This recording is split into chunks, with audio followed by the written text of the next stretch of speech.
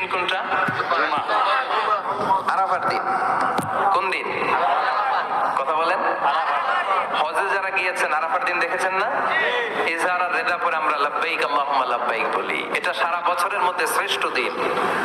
আল আরাফা আল হাজ্জু আরাফা, আরাফাটাই হজ। কেউ যদি আরাফার দিনে থাকতে পারে তার হজ হয়ে গেছে, আলহামদুলিল্লাহ। আর হজে সব করেছে, আরাফা করে নাই, হজ হবে না।